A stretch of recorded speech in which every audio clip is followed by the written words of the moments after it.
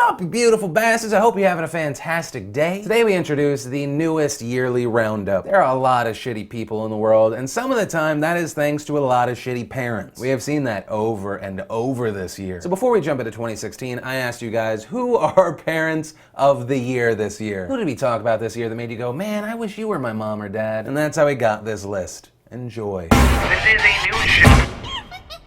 Then for your daily dose of crazy, let's talk about Bruce and Deborah Leonard. These two parents brought in their 19 and 17-year-old son for a Sunday counseling session. It was at their church, the Word of Life Christian Church, and in these counseling sessions, they tried to get the boys to confess to prior sins and ask for forgiveness. Apparently, the way that this community did that was by beating it out of them. So much so that the 17-year-old son was nearly beaten to death, and the 19-year-old was beaten to death. According to police, they said they're not sure if weapons were used, and if they were, they're not sure which one, but it appeared from all the bruises that the teenagers were beaten for hours. Bruce and Deborah have both been charged with manslaughter, and 4 other members of the congregation, including the sibling's sister, were charged with assault. And so with this story, all I can think is, can we bring back the death penalty for just these guys? This is a one-time thing, burning at the stake. Maybe we attach some fireworks to the bottom, make a show of it. I think this story is a perfect example. Sometimes people think that I hate religion. I don't hate religion. I hate the crazy people that are a part of religions. And what sucks is the crazy people get attention, and if it's so far away and you don't deal with the normal people that are a part of insert whatever religion, you think that's the norm. And if that terrifies people enough, the media will go, yeah, isn't that crazy? That's kind of the norm. Isn't that crazy? Stay tuned for more crazy, which there'll be a lot of because, you know, all of them are crazy. But seriously though, the fire thing, I think it's a good idea. This is a news show.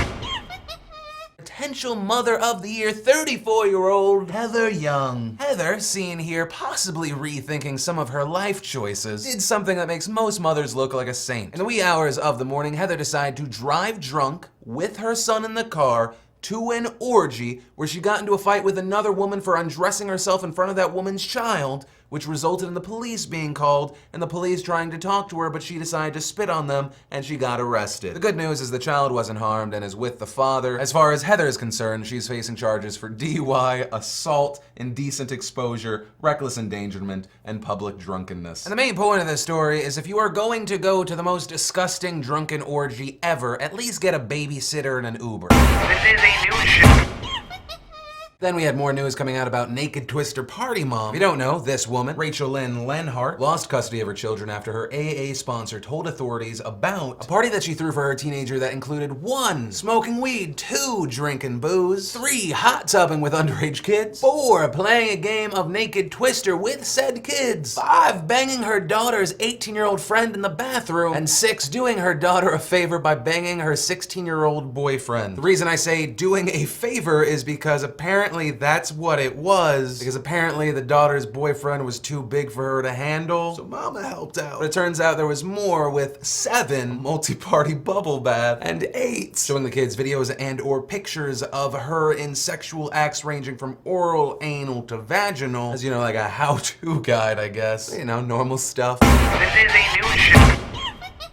And next up, let's play a little game called Guess That State. Joey and Chad Mudd have been arrested because allegedly their parenting method with their 13 and 15-year-old daughters was that if you excel at school and you clean your room, you get treats. Except they didn't give their daughters ice cream or pizza like other parents, they gave them cocaine. According to the police report, the mother waived her Miranda rights and said, yeah, I smoked weed with my underage daughters at least 5 times. While the dad, Chad, snorted cocaine with his daughters outside of Treasure Island. So the question is, was it in Alabama? Was it in Mississippi? Or was it in everyone knows it was Florida? Everyone knows it was Florida. Granted, 1, I'm a little pissed off because my reward for keeping my room clean and getting good grades was not getting hit. But 2, who does coke with their 13-year-old daughter in a Treasure Island parking lot? Granted, if I was given a blind survey and someone said, do you believe that someone with the name Chad Mudd would do that? I'd say yes and probably meth too. But who does coke with their kids? That doesn't make you a cool parent. That makes you a terrible parent. Just get an Adderall prescription like a normal person. They're just throwing those things at people. I got a toothache, here's some Adderall. My room's slightly messy and I found Moby Dick boring. Here's some Adderall. This is a news show.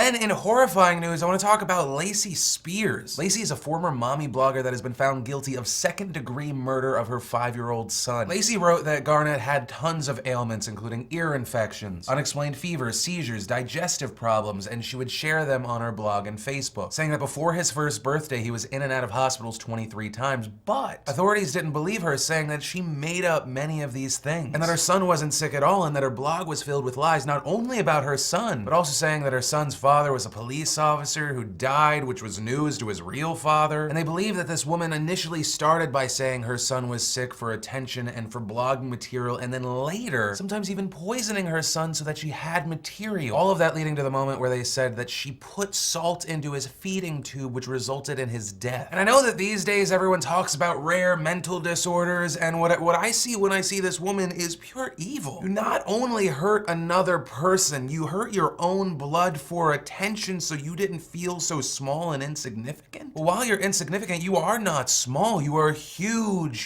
huge problem. You are a huge douchebag. You are a huge waste of space. You are not a mother. You're a woman who gave birth and turned out to be a monster. So maybe your parents don't seem as bad, or you have something very similar. If that's the case, please call someone. But hopefully that's not the case. Either way, I do want to say, Nation, thank you again for another fantastic year. Well, I don't consider you guys my children. I definitely do consider you my family. So thank you really for another fantastic year. That said, this is probably the final reminder. The Philip DeFranco Show in its normal form returns January 4th. If you haven't checked out the top list for douchebag, bam, what the fuck, lovely lady, be sure to check those out and definitely be subscribed so you are here when we come back with the show. But, of course, as always, my name's Philip DeFranco. You've just been filled in. I love your faces and I'll see you very, very soon.